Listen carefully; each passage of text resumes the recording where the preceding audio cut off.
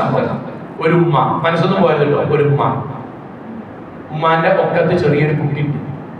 ഉമ്മാന്റെ ഒക്കത്ത് ചെറിയൊരു കുട്ടി.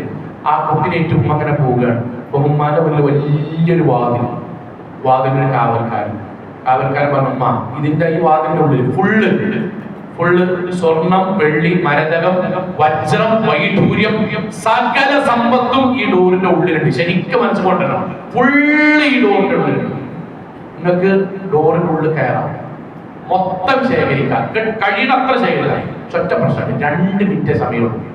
2 മിനിറ്റിന്റെ ഉള്ളിൽ കിട്ടെടുത്ത് പുറത്തേക്ക് ഇറങ്ങിയാൽ അത് മൊത്തം നിങ്ങൾക്ക് കൊണ്ടുപോകാം. 2 മിനിറ്റ് കഴിഞ്ഞാൽ ഡോർ അടിയും, പിന്നെ തിരിച്ചു വരില്ല, തീരുമാനവും, അവനാണ് ജീവിതത്തോടെ പോകും.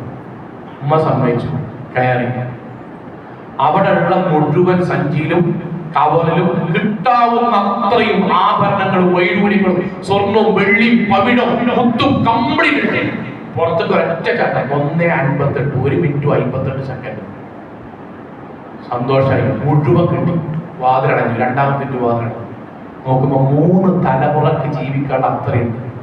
സന്തോഷിച്ചിങ്ങനെ നിൽക്കുമ്പോഴാണ് പ്രശ്നം. എന്താണ്? കുട്ടി ഉള്ളിലാണ്. കുട്ടീനെ അവിടെ വെച്ചിട്ടാണ് ഈ സാധനത്തിന് പുറത്തൊക്കെ കുട്ടിയില്ല. മനസ്സിലായിട്ടുണ്ടാവും ആർക്ക് വേണ്ടിയിട്ട് അത് മൊത്തം ഉണ്ടാക്കി അറിയാം. ഈ കുട്ടി അടക്കമുള്ള തലമുറക്ക് ജീവിക്കാൻ ഉണ്ടാക്കി നോക്കുമ്പോൾ കുട്ടിയില്ല.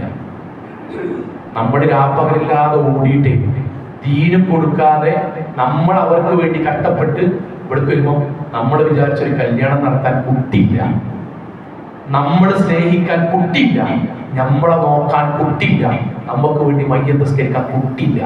പൈസ ഉണ്ട്, പെരണ്ട്, AC ഉണ്ട്, വണ്ടി ഉണ്ട്. വിട്ടികളായതാണ്.